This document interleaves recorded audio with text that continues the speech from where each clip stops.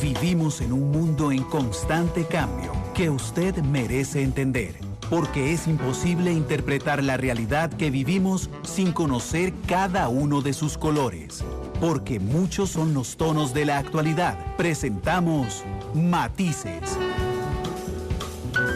Una producción de Noticias Monumental.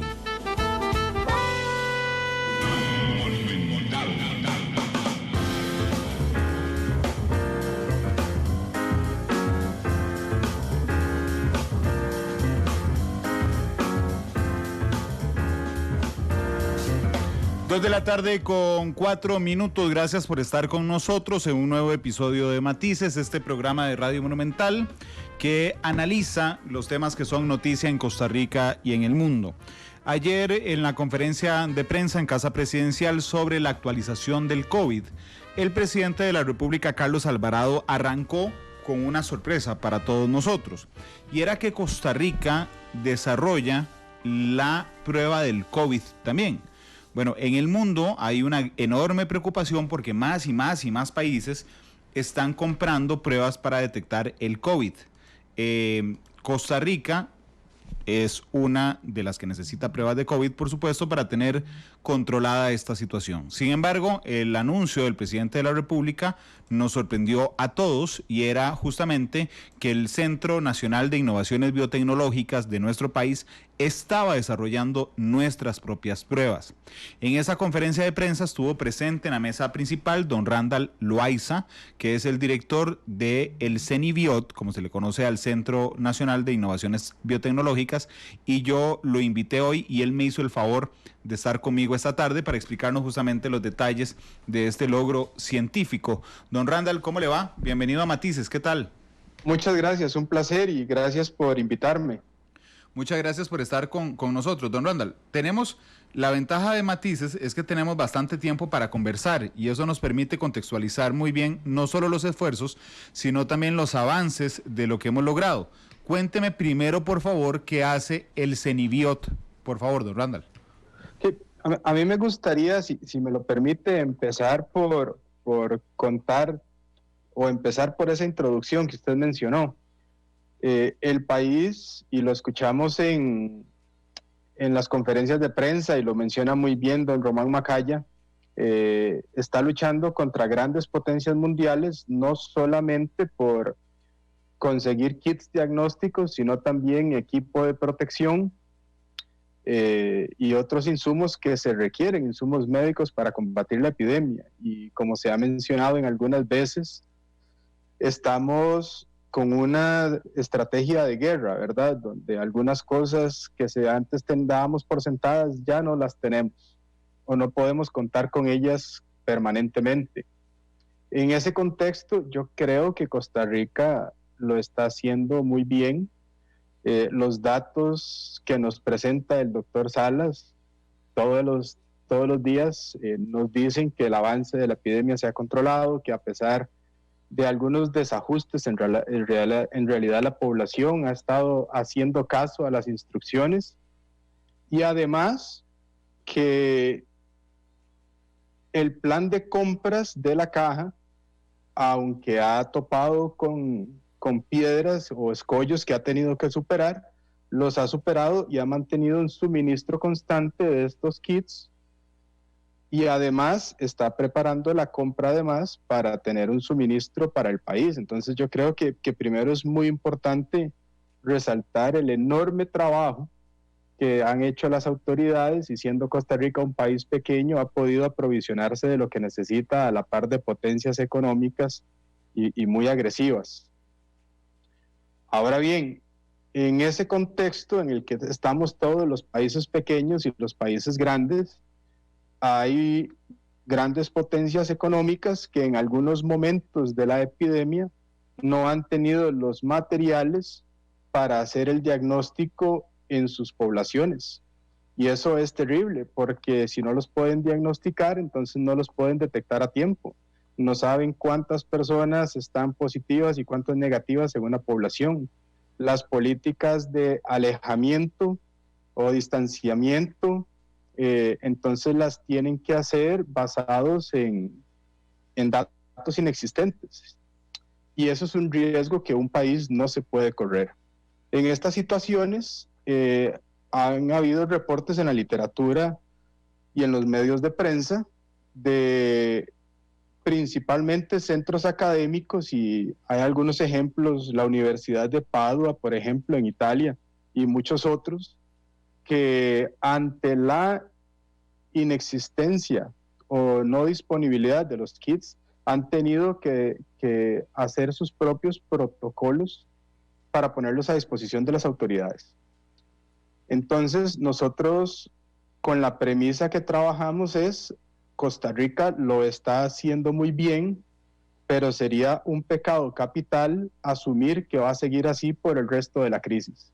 Entonces, adelantémonos, intentemos preparar algunos de esos protocolos alternativos que les han funcionado en otros países y que les ha permitido soportar la crisis, y esperemos que el país no los necesite, pero sería una traición a la patria para nosotros, funcionarios públicos, en el caso del CENIBIOT, que es Centro Nacional de Innovación en Biotecnología, que pertenece al SENAT. El SENAT es un programa del CONARE, y ustedes saben que el CONARE es financiado por fondos públicos, especialmente por los fondos FES. Sería una traición a la patria, nos parece a nosotros, teniendo la oportunidad, los equipos, no colaborar en esa preparación para algo que esperamos que no se dé. Entonces es ese precisamente el motivo que nos ha llevado a asociarnos. Fue una idea que surgió en una conversación de café cuando todavía no teníamos las políticas de aislamiento tan rigurosas que tenemos ahora, dentro de un grupo de los investigadores del CENIBIOT, y que comenzamos a comentar con nuestros colegas en otras universidades, e inmediatamente la idea resonó en profesionales de la Universidad de Costa Rica, del Instituto Tecnológico, y más recientemente también personal del SENASA, personal de la Universidad de Costa Rica, que han dicho, o sea, todos vamos a aportar. Y es eso lo que estamos tratando de hacer. Don Randall, una vez que se da esa conversación de café previo a las restricciones y se lo pregunta una persona dedicada a las ciencias sociales, que tal vez no entendemos bien lo metódico que podrían ser entonces las ciencias naturales. Una vez que se da esa conversación de café, ¿qué es lo primero que se hace para decir, hey, vamos a hacer las pruebas? ¿Qué es lo primero que se hace en términos muy sencillos? Vamos a ver, creo que la pregunta se puede responder de varias formas. No estoy seguro si es el sentido de la pregunta, pero lo primero que hicimos fue consultar con personas que están en el frente de batalla, que son los expertos que están trabajando con las autoridades sanitarias, que son los que están tomando decisiones, y les propusimos la idea y les dijimos, ¿qué les parece esto? Se los ofrecemos, ¿ustedes creen que el país lo va a necesitar?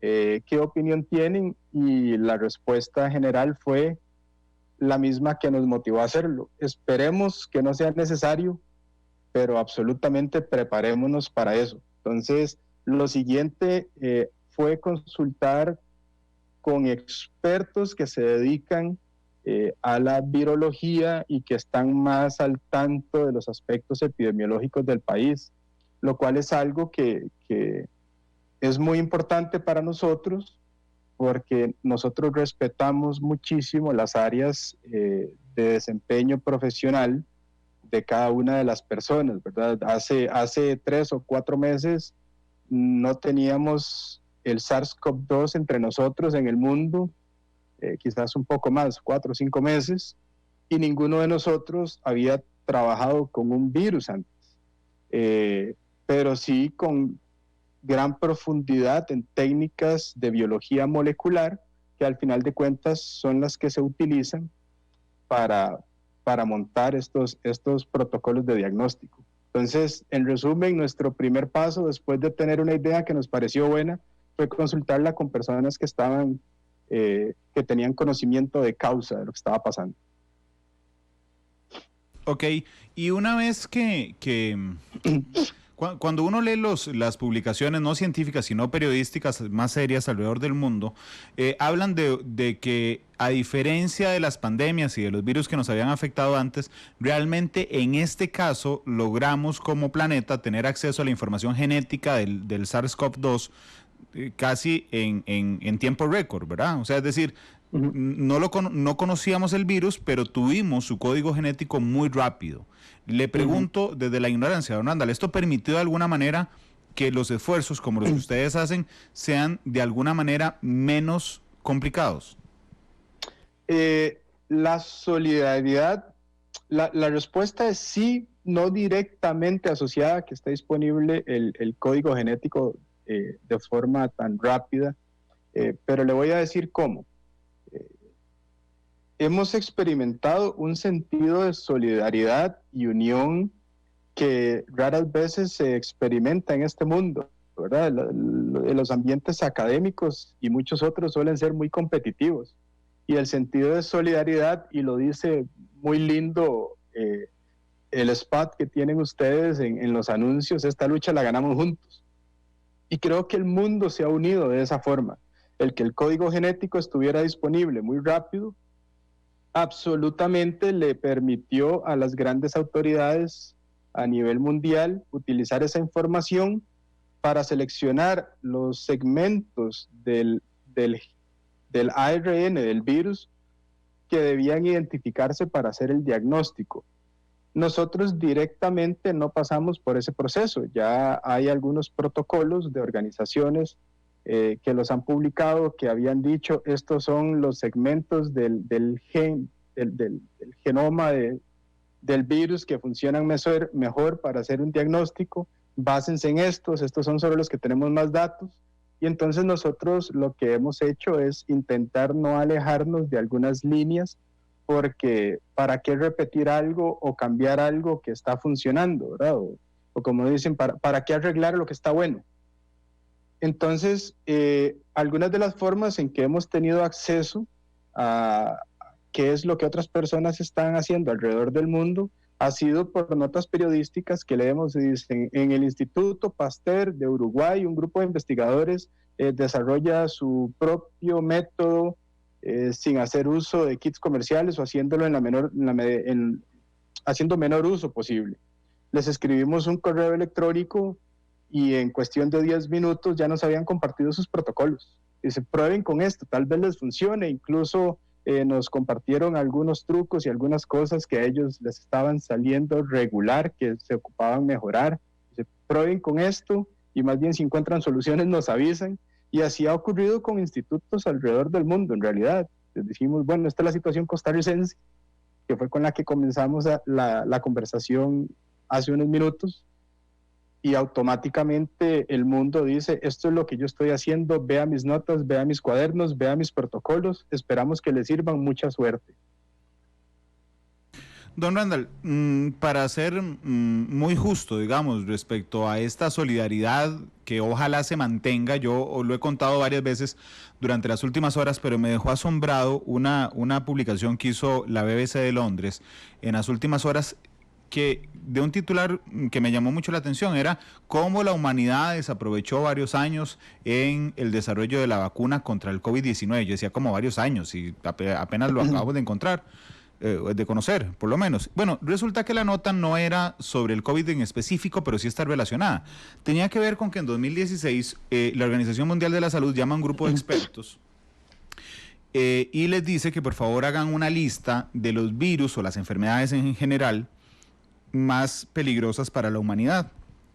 Y efectivamente hacen un panel y se sientan y en principio iban a poner 25, pero cierran la lista en 10 y ponen 9 enfermedades. El chikungunya, por ejemplo, es una de ellas que incluyeron en la lista.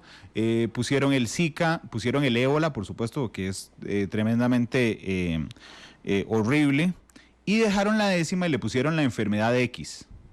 Y entonces cuando le preguntaron qué era la enfermedad X, lo que ellos dicen es que era posible que un virus se saliera de control, no se saliera de control, pasara de un animal a un humano y que generara una pandemia. Bueno, hoy esa enfermedad X tiene nombre. SARS-CoV-2 el virus, COVID-19 la enfermedad. Pero de lo que ellos se quejaban es que en ese momento, cuando presentaron la enfermedad X, no les dieron mucha pelota. Y lo voy a decir en específico, no les brindaron más plata para desarrollar ni investigaciones más profundas, ni investigaciones más grandes sobre enfermedades emergentes, ni tampoco sobre los procesos de investigación para el desarrollo de vacunas para enfermedades emergentes. Yo quería preguntarle como un científico si efectivamente usted considera, y esto es un tema de interpretación, que muchas veces se vio por debajo del hombro la posible amenaza de una situación de estas. Don Randall. Es una muy buena pregunta. Yo creo que es más fácil de responderla viéndolo en retrospectiva. Si uno ve lo que ya pasó, yo creo que es muy fácil decir, debimos haberlo hecho diferente. Ha circulado igualmente una nota, ¿verdad? O creo que es una conferencia de TEDx de Bill Gates, donde hace 5 años advertía que deberíamos prepararnos para eso y que eso era la siguiente amenaza. Claro. Pero yo también intento ponerme en los pies de las autoridades que toman decisiones. Por ejemplo, en el Senat somos un grupo de unas, creo que 80, 90 personas haciendo investigación. 20 de esas están en el CENIBIOT y me toca coordinar un grupo tan maravilloso de profesionales. Y en un grupo de 20 personas uno tiene que priorizar presupuestos, a qué se los va a dedicar, tiene que evaluar riesgos, entonces tiene que pensar en cuáles son los riesgos más probables y cuáles son los riesgos que más daño provocarían si ocurren. No hay dinero para todo, no hay tiempo para todo. Entonces, yo creo que en este momento, con lo que está pasando, todos podríamos decir qué lástima que no nos preparamos mejor. Pero es difícil juzgar, digamos, por qué no nos preparamos en el 2018. Quizás alguien lo hubiera hecho en el 2021, porque es una cuestión de probabilidad. La posibilidad de que ocurra está ahí, pero ¿cuál es la probabilidad? Puede ocurrir en el 2020, o puede ocurrir en el 2025, o puede ocurrir en el 2100. Y entonces, poniéndome en los pies de los gobernantes que le estén dedicando mucho presupuesto a algo que no está ocurriendo, y piense usted, no sé, en trabajadores, agricultores, que dice, bueno, puña, las cosechas se nos están perdiendo y usted está invirtiendo en fantasmas.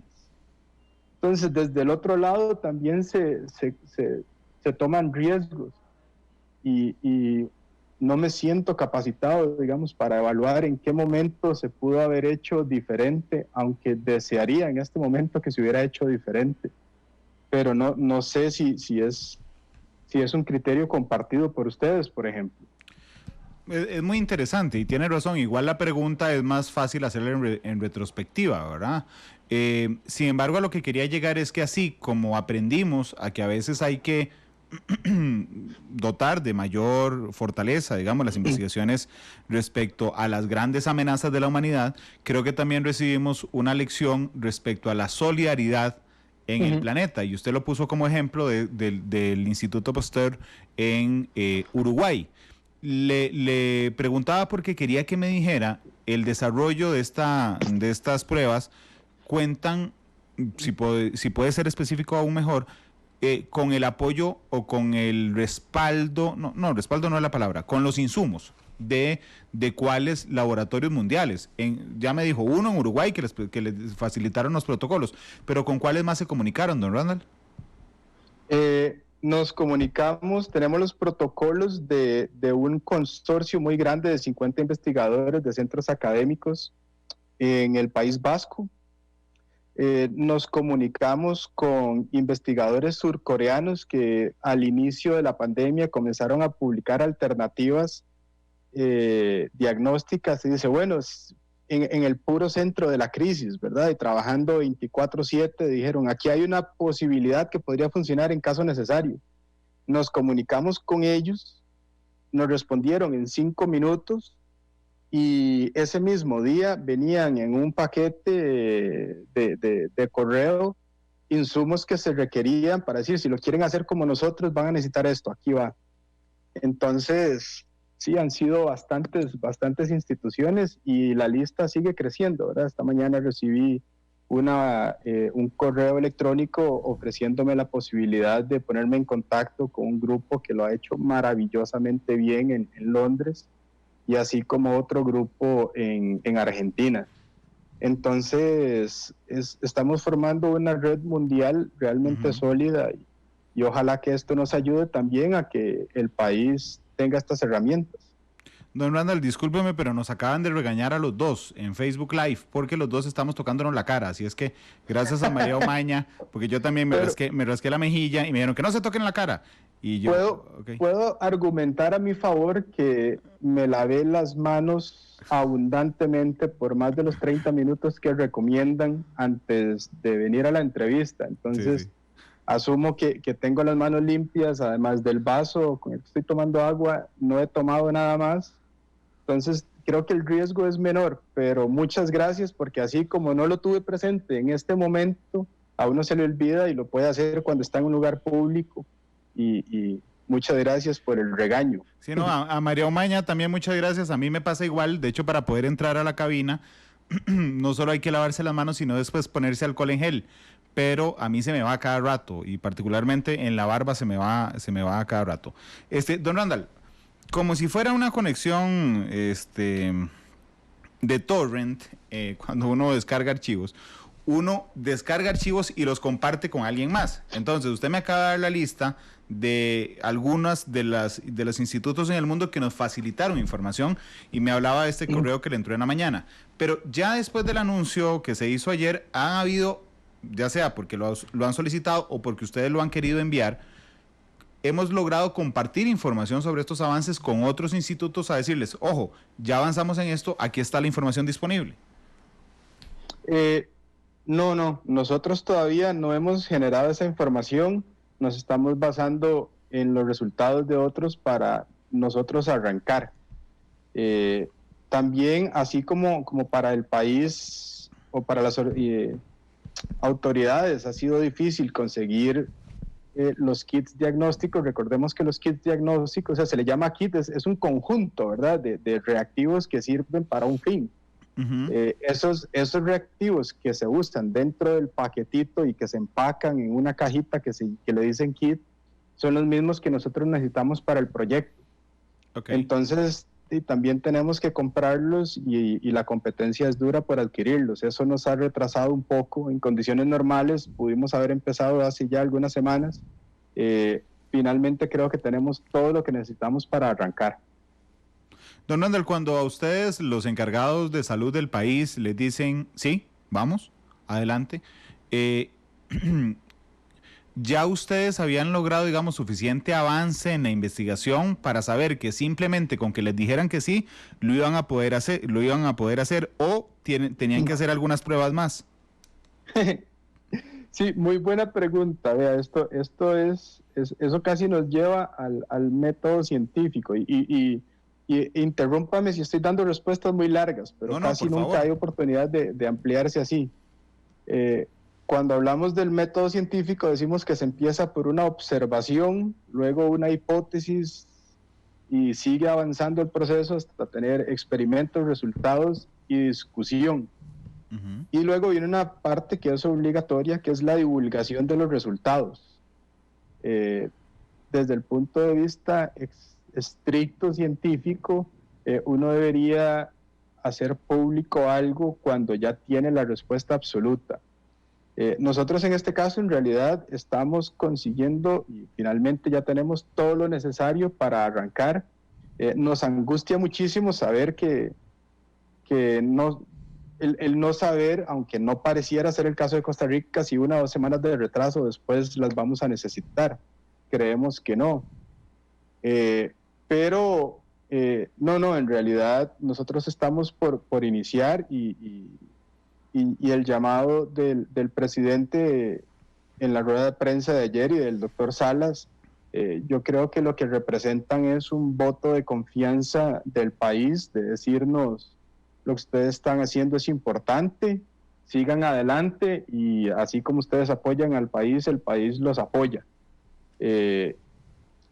Tenemos un equipo técnico muy joven, pero muy entrenado, y yo creo que aquí es muy importante el resaltar los esfuerzos que hace el país y que ha venido haciendo por varios años por entrenar personas. Es un grupo de investigadores de momento de 8 personas, pero necesitamos sumar mucho más todavía para avanzar más rápido.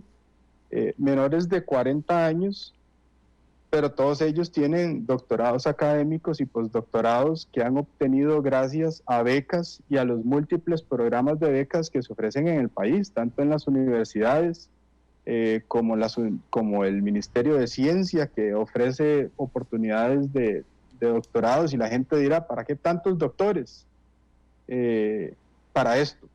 Son personas que le dedican la vida a hacer investigación y a hacerse buenas en algo para estar preparadas para lo que el país necesite. Algunas veces pasan décadas y años y cada quien sigue trabajando en sus líneas de investigación, pero ese entrenamiento en líneas de investigación luego les permite aplicarlas a otras necesidades, y es lo que estamos viendo en este momento. Ok, don Adal, permítame que le haga una pregunta política. ¿Desde cuándo las autoridades saben que ustedes están trabajando en esto? Todo se ha movido muy rápido, ¿verdad? No podría decirle una fecha exacta, pero estamos hablando de semanas, y son pocas semanas. Y la razón es, nosotros en realidad trabajamos bastante bajo el radar y no nos gusta hacer ruido, y eso hace que tampoco tengamos muchas conexiones políticas. Entonces, desde que nosotros tuvimos la idea hasta que comenzamos a hablar con personas con mayor conocimiento de causa, la idea se fue compartiendo de boca en boca hasta que llegó a altas autoridades que en algún momento dijeron apoyémoslos. Pero viera que no conozco exactamente la línea de tiempo. Le puedo decir que quizás 2, 3 semanas atrás,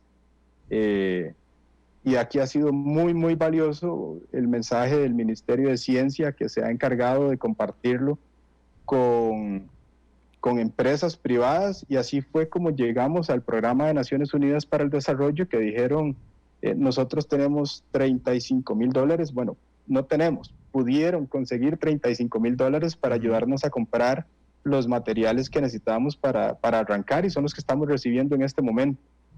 Claro, en buena hora, pero entonces, don Luis Adrián Salazar, que es el ministro de Ciencia y Tecnología, es el primer jerarca, le pregunto, que se da cuenta de lo que están haciendo. ¿O es el ministro de Salud? Viera que no estoy seguro de cuál es la respuesta a eso. Sé que de forma... No, en realidad no tengo en la memoria cuándo ocurrió. Lo que sí tengo claro es que fue casi de forma muy simultánea que entramos en contacto con ellos. No estoy seguro de cómo ocurrió, pero no recuerdo que haya una diferencia de tiempo entre los momentos en que ambos nos contactaron, honestamente. Ok, pero está bien, no es importante, pero el último que los contacta es el ministro de Salud. Digamos, el que les da el voto de confianza, de decir, trabajemos en esto, es el ministro de Salud, supongo, por el ramo. Ambos, el ministro de Salud, y eso es muy importante, incluso él nos redactó una carta diciendo, bueno, nosotros apoyamos esta idea, y para las empresas que quieran colaborar, sepan que es de importancia el Ministerio de Salud. Pero también está la otra parte del Ministerio de Ciencia, que tiene fondos para investigación, tiene contactos, tiene redes de contactos además con empresas, y ha sido más bien como una mancuerna en la cual tenemos el respaldo del Ministerio de Salud y el apoyo del Ministerio de Salud, y el Ministerio de Ciencia se ha movido mucho en buscar esas redes potenciales de financiamiento. Entonces yo no hablaría de uno u otro, sino de uno y otro. que han aportado en diferentes momentos y de diferentes formas. ¿Y quién es el que decide anunciárselo al país? O sea, ¿quién llama y le dice, don Randall, venga a la conferencia de prensa en Casa Presidencial porque le vamos a anunciar al país que estamos trabajando en esto?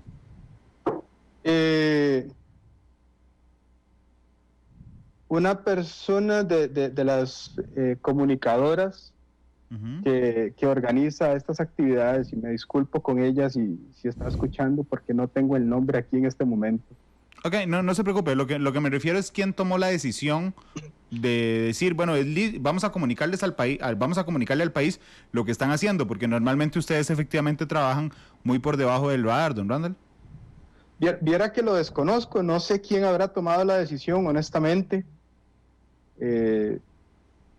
Solo me invitó la comunicadora y me contó quiénes iban a estar en la rueda de prensa, pero no sé cuál fue el proceso de toma de decisiones. Don Randall, ayer en la conferencia de prensa, que empezamos muy entusiasmados, cuando el presidente de la República dice, vamos a hacer las pruebas, y dijimos, wow, de hecho aquí estábamos la redacción completa en la redacción de Noticia Monumental, y nos sorprendió. Pero después usted dice, voy a permitirme aclarar un par de cosas. Y hace una aclaración. Y a mí no me quedó claro, y quisiera que me lo respondiera hoy. Ok, ¿vamos a tener las pruebas de COVID-19 en Costa Rica o estamos intentando tener las pruebas de COVID-19 en Costa Rica? Es decir, ¿ya estamos seguros que las podemos hacer aquí o estamos intentando hacerlas aquí? Vamos a ver. Vamos a tener los resultados del rendimiento de los protocolos alternativos, esperemos en un corto plazo. Y es decir, de toda esta información que hemos recolectado de grupos alrededor del mundo es, ok, vamos a probarlas, vamos a ver cómo funciona, cuál es la especificidad, cuál es la sensibilidad de estos protocolos. Aunque no lo crean, hay cosas hasta geográficas de temperatura y de humedad que a veces es difícil de explicar, pero un protocolo que funciona en un lugar no funciona en otro, y no sabemos justamente de lo que se ha hecho alrededor del mundo. Es una base, pero no sabemos cuál de esos se va a comportar mejor acá. Entonces nosotros ofrecemos que vamos a tener esos protocolos listos, y algunos van a funcionar muy bien, otros van a funcionar muy mal, y es así. El asunto es saber cuáles caen dentro de cuál categoría.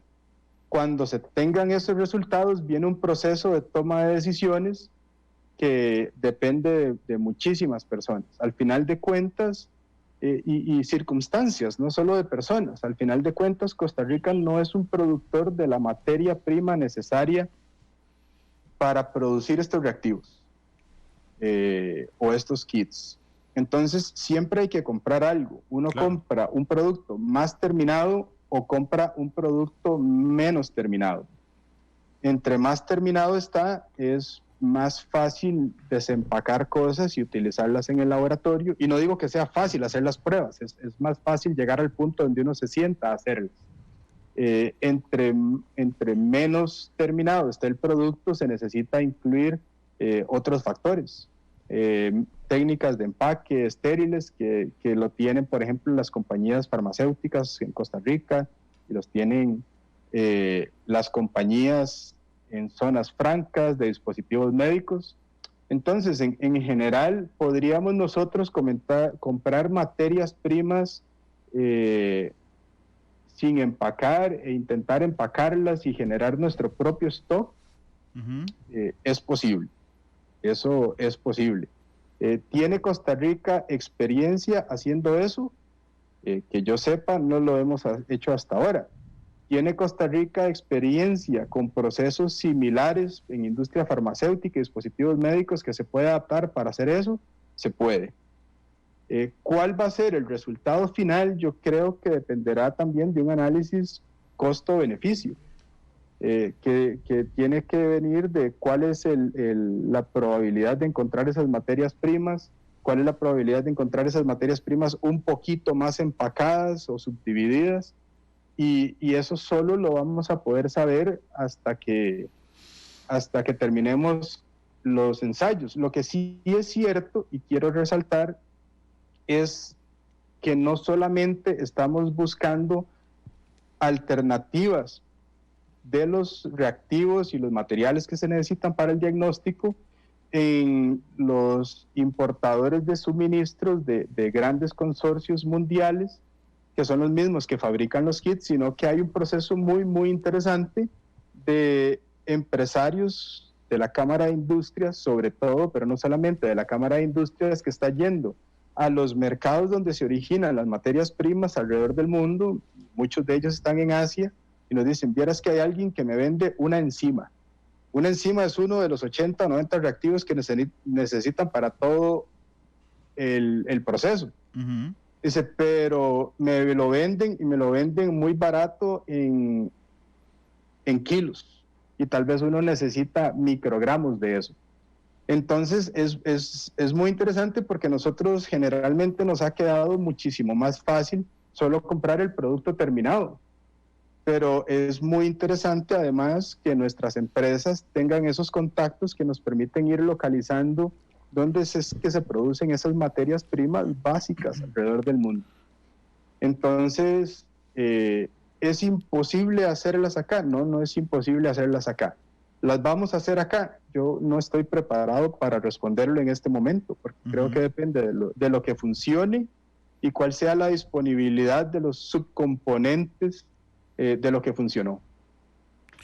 Ok, permítame hacer una metáfora para comprenderlo en toda su amplitud, don Randall. Por favor, sí. Por ejemplo, si yo, vamos a ver, hay un carro marca Toyota, para no usar marcas comerciales. Okay. y entonces en ese momento todos los que hay en Costa Rica los traemos de Japón, ¿verdad? Correcto. Ok, y entonces viene alguien en Costa Rica y dice: suave, no vamos a traerlos más de Japón, sino que los vamos a hacer en Costa Rica. Y yo le pregunto a ese alguien: ¿y cómo los vamos a hacer en Costa Rica? Porque resulta que si los traemos de Japón nos cuestan 5 millones de colones. Entonces me dicen: no, pero es que si los hacemos en Costa Rica nos va a salir más barato y vamos a tener más acceso. Y yo le pregunto: ¿y cómo los vamos a hacer? Entonces me va a decir: bueno, es que ya nos dimos cuenta que las puertas se compran en Uruguay, que el chasis se compra en Singapur, que una parte se compra en China, que las llantas en Estados Unidos. Entonces vamos a recibir toda esa materia prima y nosotros, como una manufactura, la vamos a unir aquí. Esa es una posibilidad. La otra posibilidad es que me diga: no, es que ya aprendimos con qué metales se hacen las puertas, vamos a hacer, y ya tenemos el diseño, vamos a hacerlas aquí, basados en el diseño de allá, ¿ok? Solo vamos a comprar el acero en otros países y las materias primas, aquí montamos las puertas y aquí armamos el carro. Y la tercera versión es decirme: no, este es un carro único en el mundo, nos guiamos de cómo los hacen en otros países, pero nosotros vamos a hacer nuestro propio carro.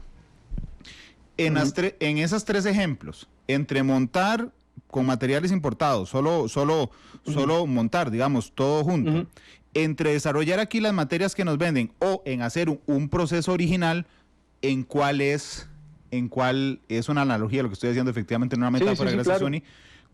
¿Qué es lo que están haciendo ustedes? Nosotros estamos probando materiales que permitirían posiblemente hacer la número 1 y la opción número 2. Compremos componentes más o menos elaborados y ensamblémoslos aquí, o incluso siendo muchísimo más básico. Vamos a ver, estamos asumiendo que si algo falta, va a faltar todo. Dice, bueno, ensamblemos todo el carro. Y tal vez veámoslo de otra forma. Un carro puede estar funcionando, pero tiene limitación de repuestos. Y usted no consigue los repuestos originales, y tal vez está hablando de un carro japonés. Claro. Dice, y alguien puede decir: mira, yo sé un lugar donde venden repuestos de carros ingleses, la geometría es diferente, pero tal vez podamos adaptarlo para que funcione perfectamente bien. Y eso también es una posibilidad, ¿verdad? Asumir que si algo llegase a faltar, va a faltar absolutamente todo. Digamos, es una posibilidad, pero también existe la posibilidad de que falten partecitas de lo que ya se tiene. Y entonces también estamos evaluando esa posibilidad. Don Randall, ayer cuando arranca la conferencia de prensa y cuando lo cita alguien de comunicación a Casa Presidencial, y el presidente arranca la conferencia de prensa diciendo: quiero anunciarle a Costa Rica que Costa Rica tendrá sus propias pruebas de COVID, y le pregunto desde lo humano y directamente, ¿no le dio temor en el sentido de que después tuvo que aclarar de que van a empezar a intentar hacer las pruebas aquí, cuando el anuncio inicial fue tremendamente contundente?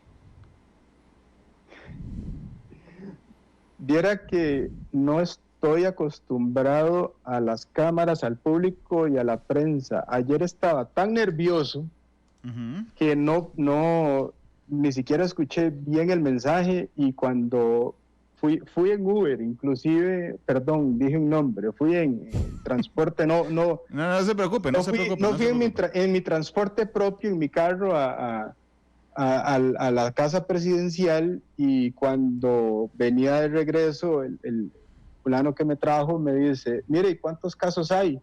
Digo, estaba tan nervioso que no sé. Y estaba sentada a la par del doctor Salas. Entonces viera que me pregunta, no le generó una reacción, viera que ni siquiera me acuerdo de lo que pasó. Pero ahora que sabe lo que pasó, digamos que el presidente empezó diciendo: Costa Rica generará sus propias pruebas de COVID-19. ¿No le parece que es muy aventurado decirlo sin que aún las tengamos? Porque es que la impresión que me da a mí es que vamos a intentar tenerlas, pero que todavía no estamos seguros.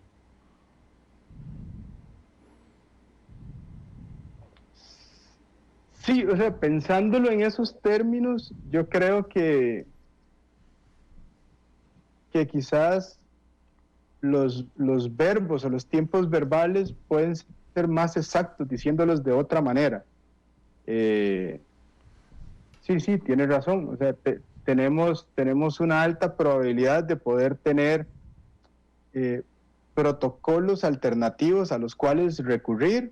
Tenemos una altísima probabilidad. Hay varias alternativas de protocolos disponibles mundialmente que nosotros podemos probar. Hay varias alternativas. Es posible que alguno de esos funcione bien en Costa Rica, o que podamos adaptar para que funcione perfectamente bien, que los materiales estén disponibles para poder hacerlo localmente.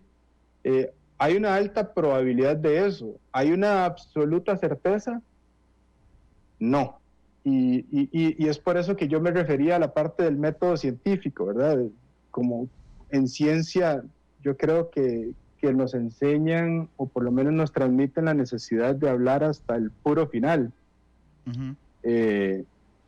Yo creo que uno se puede poner, perdón, es que no se me ocurre otra palabra, digamos, quisquilloso con el lenguaje, y no se lo quiero decir en un mal modo, es que no se me ocurre otra palabra, o sutil con el lenguaje. Sí, yo creo que se puede haber parafraseado diferente, pero digamos, no me parece que haya sido una mala intención tampoco. No, por supuesto. Yo lo que evito son las falsas expectativas. Y ustedes, los científicos, se cuidan mucho de eso. Justamente por eso siguen el método científico. Digamos, si yo le pregunto hoy: don Randall, vamos a desarrollar las pruebas en Costa Rica, es probable que usted me diga: yo creo que sí, pero que no me pueda decir sí, porque van a empezar a hacer las pruebas. Y que igual, como en todo proceso científico, algunas servirán, otras no servirán. Existe la posibilidad de que todas no sirvan, o que todas sí sirvan, ¿verdad? Ojalá sirvan. Y usted me dijo: tenemos una altísima probabilidad de que sí sirva, si es que ojalá que sirvan, don Randall. Sí, creo que, sí, de acuerdo. Yo creo que, vamos a ver, cuando ya uno comienza a probar los protocolos, al final de cuentas tiene que ir midiendo cuál es la especificidad y cuál es la sensibilidad. En la primera etapa uno empieza por decir: si tuviéramos un solo virus lo podríamos detectar. Y le cuento que tener una prueba que detecte un solo virus, yo creo que ninguna en el mundo lo hace. ¿Podemos detectar 4? Tal vez. ¿Podemos detectar 10? Sí, podemos detectar 20. Entonces yo creo que lo que va a ocurrir es un abanico, donde un protocolo detecta 10, otro protocolo detecta 20, otro protocolo detecta 50, el que detecta 20 capaz que usa reactivos que las haría de $100, el que detecta 40 tal vez usa reactivos que los hace valer $5, y entonces se genera un abanico de posibilidades para la toma de decisiones. Entonces, en algún sentido, yo creo que van a estar disponibles. ¿En qué orden le van a servir al país? Si se van a transformar en la primera alternativa absolutamente, o van a formar un cambio de lujo, va a ser de los 11 que siempre entra a jugar en el segundo tiempo, o va a estar ahí en tercera fila o en las gradas esperando. Entonces yo creo que lo de servir o no servir tampoco es un término absoluto, es un término relativo, dependiendo del rendimiento, el costo y lo que se tenga. Viéndolo desde ese punto de vista, digamos, las vamos a tener. ¿Cómo las vamos a utilizar? Es otra pregunta, y yo creo que no tenemos conocimiento para poder responder a esa pregunta.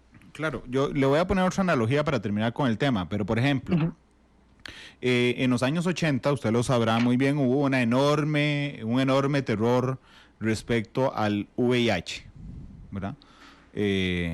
Porque mató a muchísima gente, y particularmente cuando llegó en Estados Unidos fue un escándalo. Y entonces puede ser que el New York Times publicara: científicos estadounidenses empiezan a trabajar en cura contra el VIH, o que pongan, inventaron la cura contra el VIH. Ok, si yo hago una analogía con este caso, lo que hicieron ustedes es que empezaron a trabajar en las pruebas, no que han encontrado o diseñado o implementado las pruebas aún. Eso es absolutamente correcto, sí. Ok. Don Randall, cuénteme y discúlpeme si me equivoco en algún concepto, no soy especialista por supuesto, pero ¿cómo se logra científicamente detectar el virus? ¿Se hace a través de la proteína que tiene el virus, del ADN o del ARN del virus? ¿Cómo hace uno ya en la práctica para que, metiendo un hisopo con la prueba, reaccionen las demás sustancias? Es por pasos, y lo que mundialmente se está utilizando para tomar decisiones en salud pública usa una técnica que se llama RT-qPCR. El virus es un virus de ARN, y lo primero que hay que hacer en el proceso es transformar el ARN en una molécula de ADN. Entonces, para eso se utiliza una enzima que se llama transcriptasa reversa, o reverse transcriptase en inglés, que es donde viene la RT. Entonces, ese paso de transformar el ARN a ADN es porque las tecnologías actuales no permiten detectar directamente el ARN, al menos no para ese nivel de diagnóstico. Entonces, primero hay que transformarlo en ADN, y una vez que ese ADN esté ahí, hay que hacer otro paso, porque por más virus que una persona tenga en la muestra, la cantidad de material genético que tiene es inferior a la capacidad de detección que tienen los equipos actualmente. Entonces, la forma en que se detecta es tomar esas moléculas de ADN, que van a ser muchas o van a ser pocas, dependiendo de la carga viral, y hay que duplicarlas. Entonces se duplican en ciclos donde si primero había 2, luego hay 4, si hay 4 luego hay 8, y si hay 8 se transforman en 16, y se siguen multiplicando hasta que el equipo logre detectarlas. Cuando las detecta se dice: este paciente está positivo. Se siguen multiplicando, se siguen multiplicando, se siguen multiplicando, y si después de una gran cantidad de ciclos de multiplicación no se logra detectar nada, se dice: esta muestra no tenía el ADN, y si no tenía el ADN, no tenía el ARN. Y es así como se hace. Al final de cuentas termina siendo un proceso básicamente dicotómico: se ve o no se ve. Dice sí o dice no. Dice sí o dice no. Claro, así de sencillo. Los reactivos que se utilizan, que usted me dijo que eran un montón, ¿todos son importados, don Randall? Los reactivos que se utilizan, todos son importados. Ok, es decir, ustedes tienen que comprar, son 80, me dijo, más de 80, ¿verdad? No, me inventé un número. Ah, ok, perdón. Es una cantidad grande. No sé cuántos son exactamente, nunca los he contado. Si tuviera que hacer una lista, sí sé que son muchas filas en Excel. Claro, pero lo que me refiero es que no son 5, ni 6, ni 7, son un No, no, montón. no, no, es una cantidad grande. Ok, todos esos hay que comprarlos en el extranjero. Todos esos hay que comprarlos en el extranjero. ¿Y tiene idea de cuánto cuesta comprar esos reactivos en el extranjero o apenas están calculándolo? Bueno, vamos a ver, tenemos una idea de cuánto cuestan algunos de esos, pero en pequeña escala, ¿verdad? En escala de laboratorio. Aquí hay la economía de escala es muy importante tomar en cuenta. Claro. Entonces, sí sabemos el costo de alguno de ellos. No tenemos idea de cuánto costarán cuando tengan que comprarse en gran escala. Claro, pero los tienen que comprar, para entender, las primeras compras para ver si lo logramos no son a gran escala, ¿es correcto? Son pequeñitos. Sí, son a pequeña escala. Y ya tienen que empezar a comprarlas para preparar las pruebas. Sí, ya las hemos comprado, ya tenemos prácticamente todo en el laboratorio, ¿no? Lo tenemos todo ya. ¿Qué nos falta para empezar por eso? Un reactivo que nos llegó esta mañana. Ya mañana empezamos en el laboratorio. Ok, y entonces, hoy en la mañana empezaron en el laboratorio.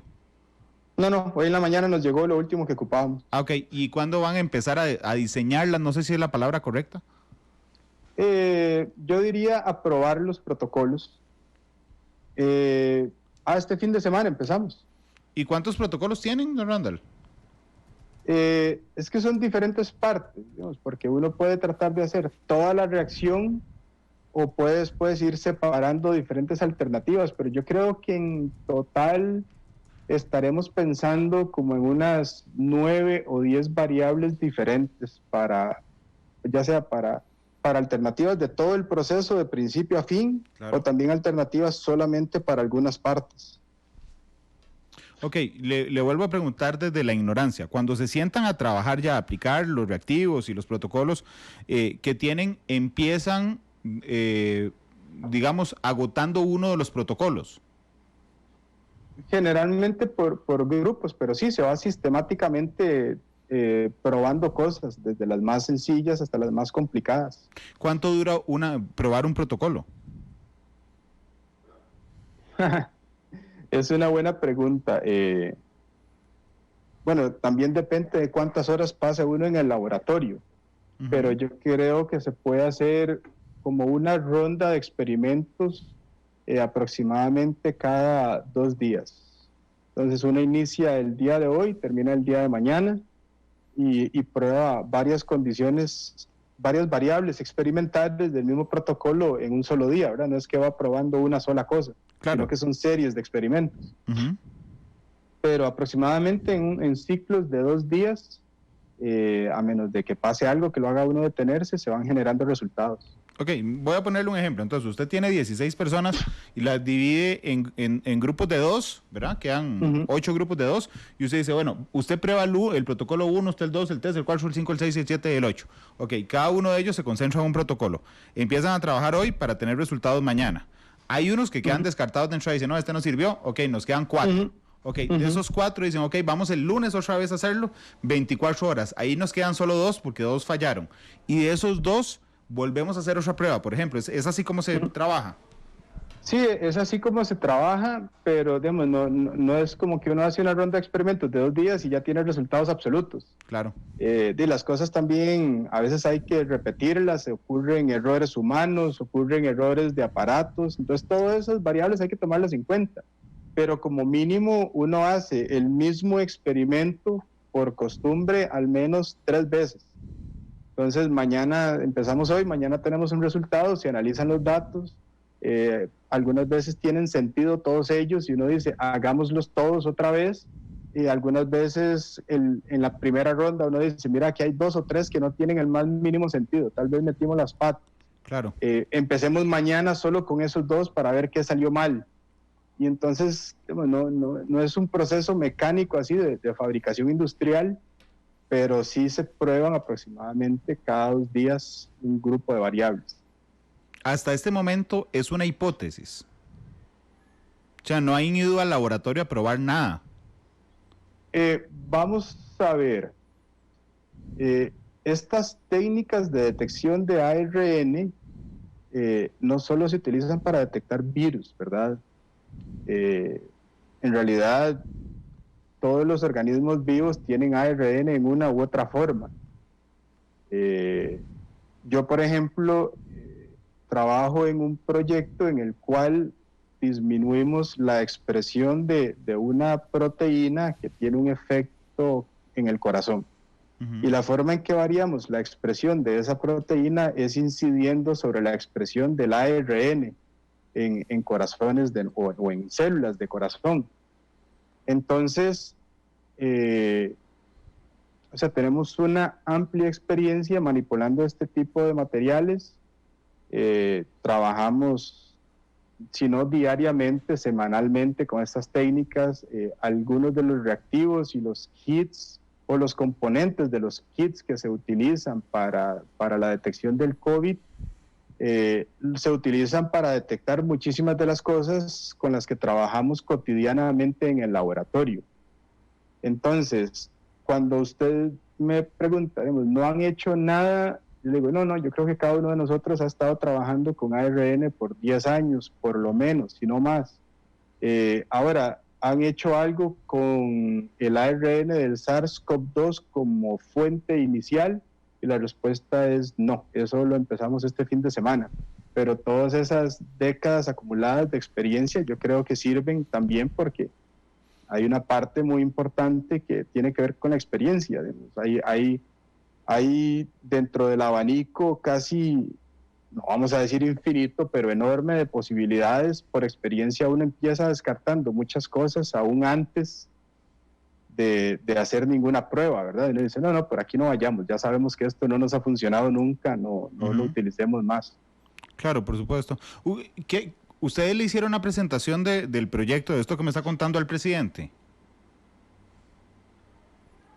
Yo no se lo hice personalmente, yo entiendo que él tuvo acceso a algunas de las propuestas que redactamos. Ok, pero no le hicieron una presentación. No lo hice personalmente. Ok, sino por un correo. No, digamos, hay propuestas o diferentes versiones de las propuestas que hemos ido redactando, sobre todo para la búsqueda de fondos en instituciones privadas, que ellos le piden a uno, bueno, escribe una propuesta y esas circulan y tengo entendido que el presidente ha tenido acceso a esas propuestas. ¿Y usted no han sido, yo no se las he entregado personalmente, lo conocí el día en persona, lo había visto en el CENIBIOT hace unos meses que hizo una visita y luego el día de la rueda de prensa. Ok, pero usted no ha hablado con él de esto. No, con él no. Hemos hablado con autoridades en los ministerios. ¿Con el ministro de Salud, sí? Sí, claro, con el ministro de Salud, con varias de las autoridades, incluyendo el ministro de Ciencia. Ok, bueno, sí, creo que quedó claro ayer. Ayer, de hecho, en la conferencia de prensa me hizo gracia algo en particular, porque el presidente preguntó algo de los hisopos y usted le aclaró que ustedes no hacen los hisopos. Por ejemplo, esa es una muestra de que no conocía el detalle de esto. Don Randall, si a mí me dicen, digamos, yo llevo 10 años pintando casas, y entonces a mí me pregunta una vecina, ¿usted me puede pintar la casa? Y entonces yo veo y veo una pared con hongos, otra pared resquebrajada, otra pared muy bonita, y le digo, ¿y usted qué es lo que quiere? Bueno, yo quiero que la casa quede con colores chivísimas, contrastados de moda. Ok, Randall, ¿usted puede hacerlo? Yo digo, sí, claro que puedo hacerlo. Ok. Ustedes lo que se plantea, esa es una hipótesis, ¿verdad? De que yo lo puedo hacer. Después tengo que llevarlo a la práctica y determinar que lo hice. Y lo divulgo diciendo a la señora, pase por favor, vea cómo quedó la casa, vio que sí lo pude hacer. Ok, en este tema estamos en la primera parte de decir, ¿lo podemos hacer aquí? Sí, porque tenemos la experiencia trabajando en ARN que tienen ustedes, los reactivos existen, se pueden comprar y sí lo podemos hacer. En ese momento estamos. En ese momento estamos. Ok, ¿cuándo podrían empezar? Discúlpeme que siga usando esa analogía, pero entonces ya llegaron todos los tarros de pintura, ¿ok? Ya tenemos todos los tarros de pintura y las brochas y las espátulas. Ok, a partir de mañana se van a sentar a diseñar cómo van a pintar la casa. No, ya eso lo hemos ido trabajando por varias semanas. Mañana van a Hemos empezar a tenido pintar la casa. reuniones frecuentes, desarrollado protocolos, ¿verdad? Que son propuestas, es decir, esto lo vamos a hacer así, esto lo vamos a hacer, que es que aquel viejo refrán que dice, el que falla en planear, planea fallar. Claro. Entonces, aunque hubiéramos tenido los materiales a disposición inmediata hace un mes o en cualquier tiempo, devuélvalo para atrás 2 meses o una semana, digamos, para el caso es lo mismo. Generalmente no, uno nunca empieza a hacer cosas, primero se sienta a planear, a entender la situación, qué es lo que está pasando, consulta con expertos en diferentes áreas. Entonces, hemos estado trabajando muy arduamente en grupos de trabajo, teleconferencias, subequipos que luego se distribuyen y se dividen, y hay que tomar en cuenta que esa parte de planificación rigurosa es una parte intrínseca del proceso, ¿verdad? No es una parte accesoria. Uh-huh. Entonces, yo creo que no sé cuánta planificación lleva tomar una casa, pero lleva algunas veces, dependiendo del proyecto, meses de planificación, empezar un proyecto aunque no tenga los recursos. Claro. Ok, entonces empezamos a pintar mañana. Sí, señor. Solo que vamos a usar diferentes colores. A ver cuál queda mejor. Diferentes colores, diferentes brochas, diferentes tipos de pinturas, acrílicas, impermeables, antihongos. A ver cuál nos sirve. Uh-huh. Ok, ¿y en cuánto tiempo cree usted que esté pintada la casa, don Randall?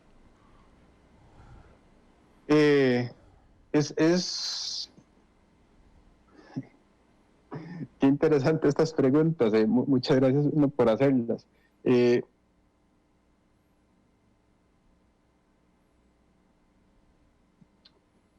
Tengo amigos que empezaron doctorados pensando que iban a terminar en 4 años y medio y terminaron en 9. Ajá. Entonces, en ciencia el tiempo a veces es un poco ingrato. Nosotros, por experiencia y por lo que hemos recorrido en procesos similares para muchas otras aplicaciones, que es hacer este mismo camino. Digamos, este camino lo hemos recorrido ya en varias ocasiones para otras aplicaciones. Claro. Por esa experiencia, nosotros prevemos que en aproximadamente un mes estaríamos en posición de empezar a compartir algunos datos y decir, vea, esto está dando este resultado, ¿cómo lo ve? Esto se está viendo así, ¿cómo lo ve? Esto se está viendo de esta otra forma, ¿cómo lo ve? Y cuando me refiero a cómo lo ve, es verlo con otros expertos que no están formando parte del grupo de trabajo, pero tienen todo el criterio para criticar lo que se está haciendo, ¿verdad? Y criticar me refiero en término positivo, de verlo y analizarlo y emitir una opinión. Sí, es como si yo agarrara esa pared con hongos, por ejemplo, y le pongo X pintura, y entonces yo le digo a un amigo pintor, mira, vení, y te dice, mira, se ve tapada, pero el hongo sigue vivo, se te va a echar a perder a los 6 meses. Te digo, uy, vamos a probar con otra pintura. Y entonces resulta que uso la otra pintura y la otra digo, suave, porque es que sí se ve de fondo el hongo, hasta que llegue a la pintura que me diga, listo, esa pintura mató el hongo. Ok, está lista esta pared de la casa completa. Uh-huh. Sí, digamos, esos procesos, como los ciclos más o menos llamémosle de prueba y error, pero en realidad no siempre es que uno se equivoca, son de aproximadamente 2 días de trabajo. Entonces, al cabo de un mes, prevemos que hemos hecho suficientes de esos ciclos con varios de las propuestas para poder al menos emitir un criterio, digamos, con bastante información para poder discutirlo y decir, mira, con estas vamos bien, con estas no. Claro. Entonces, y siempre las cosas se pueden adelantar o atrasar en ciencia, pero por ahí de un mes es un buen tiempo para empezar a discutir algunos resultados.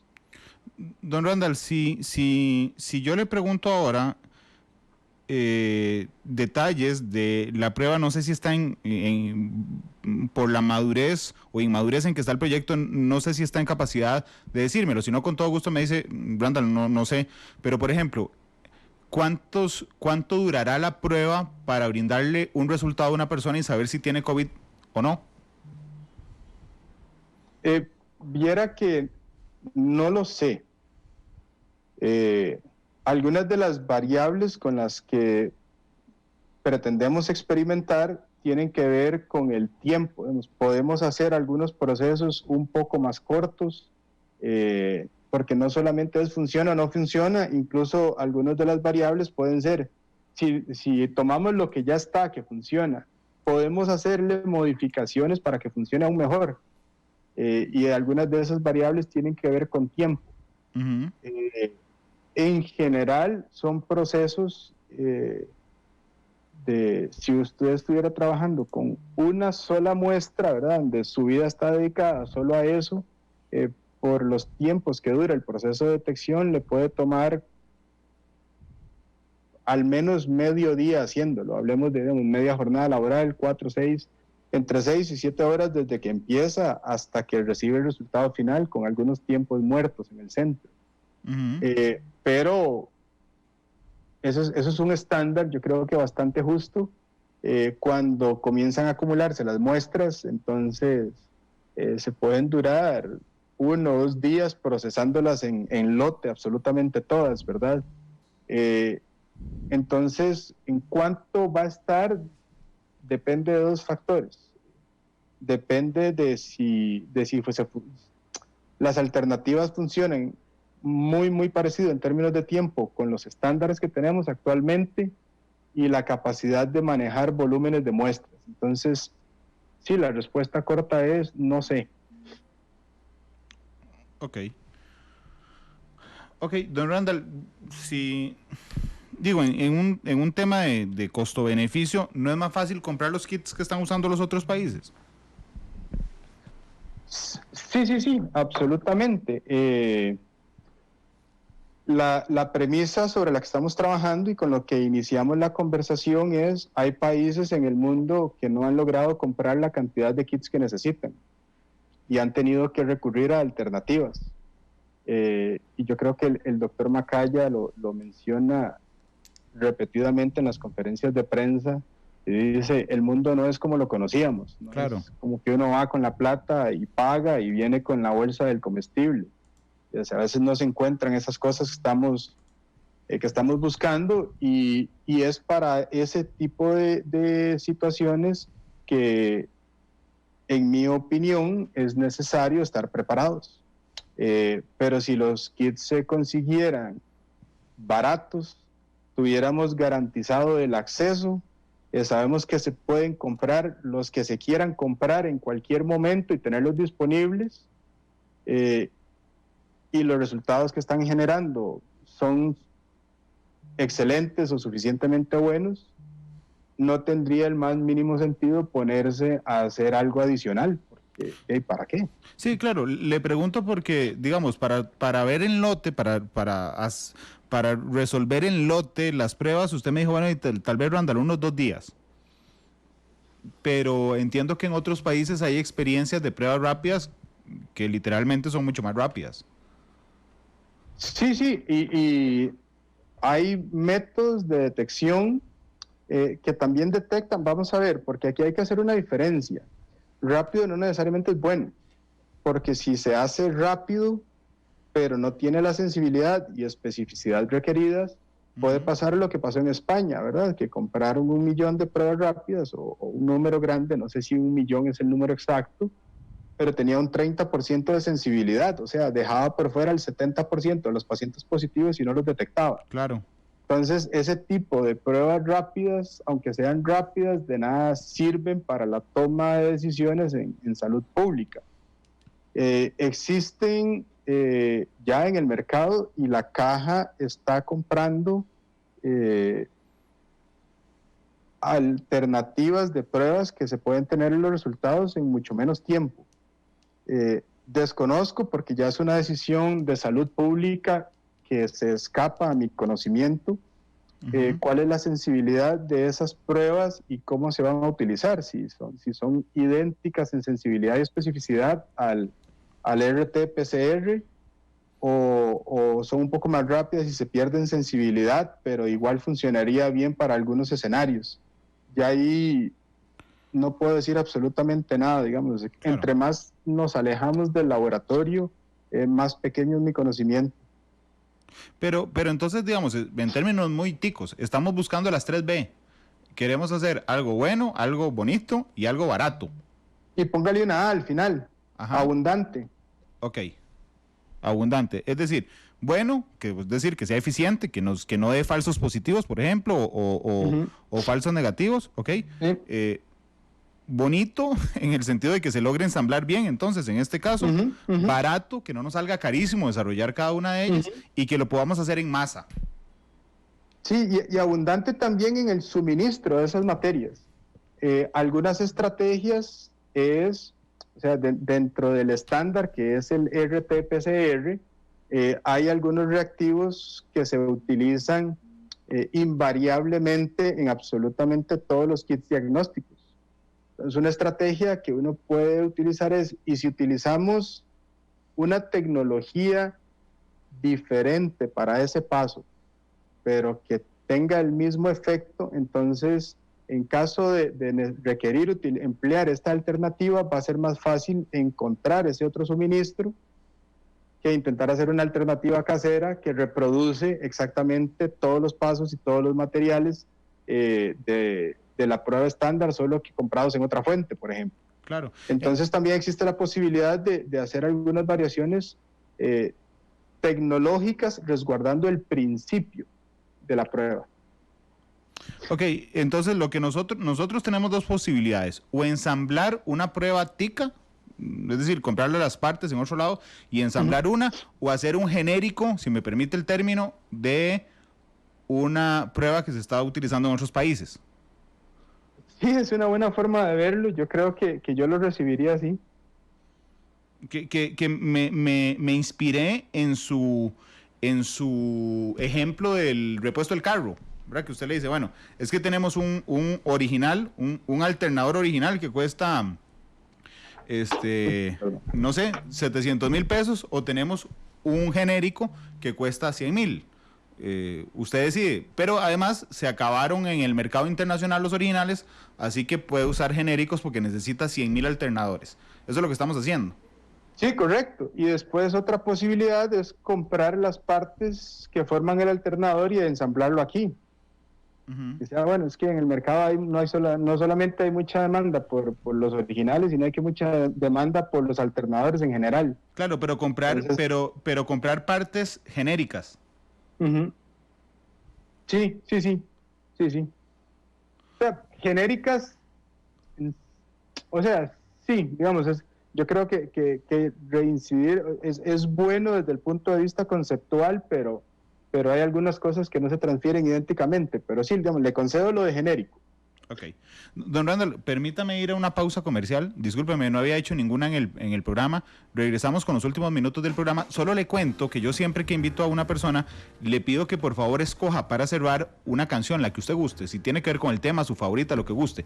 Así es que vaya pensándola y cuando regresemos le pido la canción para el cierre. Don Randall Loaiza nos acompaña esta tarde, director del Centro Nacional de Innovaciones Biotecnológicas, que es el centro que está intentando ensamblar o hacer un genérico de las pruebas para detectar el COVID-19. Ya volvemos.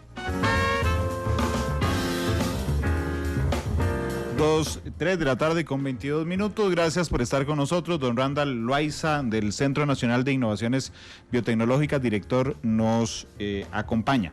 Don Randall, las preguntas que le hice ahora respecto a por qué estuvo ayer en la conferencia de prensa y esto y que no invitó, realmente tenían un sentido para el cierre. Primero, me alegra enormemente que los científicos costarricenses estén trabajando tantísimo en esto, y ojalá le deseo a usted y al equipo la mejor de las suertes para desarrollar un dispositivo que nos permita detectar el COVID de una manera, digamos, que sea pronto los resultados, de una manera eficiente, con las 3 Bs y con la A. Así es que mucha suerte con esto, don Randall. Muchas gracias. Esperamos que toda la experiencia y los años de entrenamiento y además el apoyo de todas las personas que se han ido sumando, y desde ayer hemos pasado por un proceso muy interesante en el cual expertos con muchísima experiencia que están en las trincheras, que están haciendo estas pruebas día con día, nos han llamado y nos han dicho, mira, pero no me preguntaste a mí. Y dice, bueno, te lo pregunto en este momento. Entonces, además, esta rueda de prensa nos ha servido para que otras personas se interesen y se comience a formar, a crecer aún más la masa crítica alrededor de esto. Creo que se lo mencioné al principio, este mismo proceso lo hicieron en el País Vasco, 50 investigadores trabajando día y noche. Claro. Y pudieron tener una respuesta pronto. Entonces, bueno, me alegra mucho que la gente se esté interesando y nos estén apoyando. Hay críticas. En ciencia toda crítica es buena, siempre y cuando esté fundamentada, porque cuando se da la respuesta ya hubo una mejoría y nos alegra estar pasando por este proceso y muchas gracias por sus buenos deseos y esperemos que Costa Rica no necesite en el transcurso de la pandemia algunas de esas alternativas, pero si las necesita, ojalá que se la podamos dar. No, ojalá que sí. De hecho en esa, entendiendo su labor como científico, ¿verdad? Y cómo tienen que seguir con mucha rigurosidad el método científico, don Randall, y entendiendo además que la publicidad de los esfuerzos que están haciendo les ha servido para sumar más materia gris, digamos, a estos experimentos. Le pregunto con todo respeto, porque no lo han dicho hoy varias gente, ¿no le parece que el anuncio que hizo ayer el presidente en la conferencia es de alguna manera prematuro? Es decir, sostenerle al país, vamos a tener las pruebas y apenas están trabajando en tenerlas, ¿no le pareció, ahora sí, en retrospectiva, prematuro? Me parece que no es una respuesta de blanco y negro. Si la pregunta fuera diferente, usted me preguntara, ¿usted lo hubiera hecho después? Yo lo habría hecho después. Sin embargo, yo creo que hay otros factores muy positivos a tomar en cuenta. Todavía no tenemos todo el dinero que necesitamos para terminar, según lo hemos planificado, y gracias a esa rueda de prensa ya se han acercado empresas, algunas de ellas multinacionales, y me han dicho, mire, ¿cuándo podemos tener una reunión? Queremos ayudar. Entonces, si la decisión hubiera estado en mí, hubiéramos seguido mis instintos y mis prácticas, quizás nunca hubiéramos tenido esa oportunidad. Que es una oportunidad para recaudar fondos. De hecho, digamos... También es una oportunidad para recaudar fondos. Sí, por supuesto. Entonces, y de mercadear lo que están haciendo, pero me refiero desde el punto de vista puro, científico, ¿por qué usted no lo habría comunicado ayer? Porque se hubiera esperado a qué. Es por una costumbre, yo creo, de rigor científico, y creo que lo mencionamos en algún momento iniciando. En el método científico, primero se hacen los experimentos, después se obtienen resultados, después se analizan, y finalmente uno dice lo que encontró. Pero viera que también noto la parte positiva, porque aquí es una situación que se sale del laboratorio y de la rigurosidad del laboratorio y hasta la tiesura, ¿verdad?, de las reglas del laboratorio. Claro. Yo creo que también muchas personas, digamos, en el sentido del ánimo de las personas, digamos, el recibir buenas noticias, ¿verdad? Hablaba hace un tiempo con uno de mis mentores, que lo quiero muchísimo, don Rodrigo Celedón, el doctor Rodrigo Celedón, y me decía, imagínate que nosotros encontremos que evidencia de que Juan Santamaría no existió. Si yo la encontrara, no la publico, porque un país necesita héroes y necesita formas de sentirse bien. Y entonces yo creo que también el efecto anímico en la gente, el decir, mira, estamos avanzando, estamos haciendo cosas, tal vez personas que ya están a punto de botar el tapón, que tal vez viven en casas muy pequeñas, que han sido estrictas con el mantener el aislamiento, que no salen de su casa, y recibir una buena noticia, yo también valoro ese efecto, ¿verdad? Y le repito, si me toca a mí hacerlo y me tocara hacerlo en el futuro y la decisión está en mí, yo la retraso. Pero ahora tendría que considerar más elementos que solamente el método científico. Claro.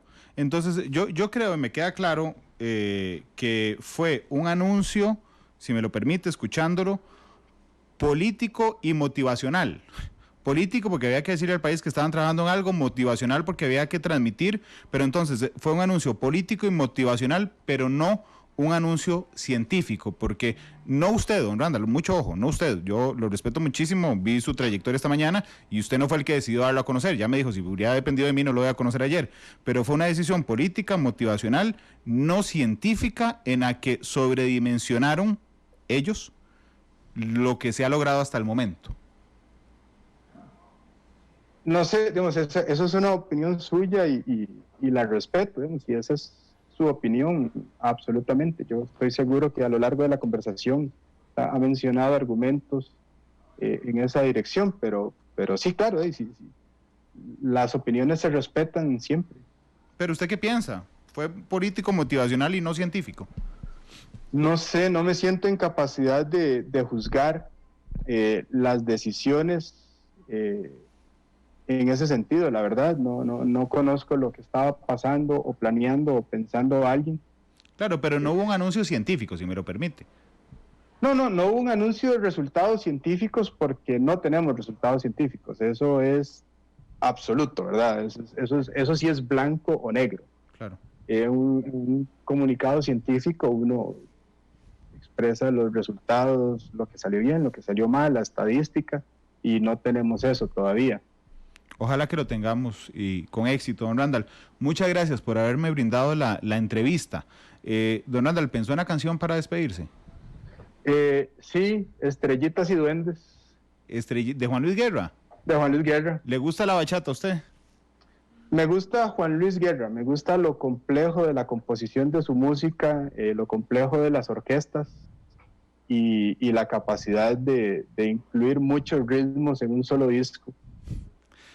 Don Randall, muchas gracias. Que le vaya muy bien, mucha suerte, de verdad, con el trabajo. Un placer, muchas gracias por su espacio y estamos a las órdenes. Gracias, don Randall. 3:30, Estrellitas y Duendes. Juan Luis Guerra despide Matices. Hasta luego y feliz tarde. Viviré en tu recuerdo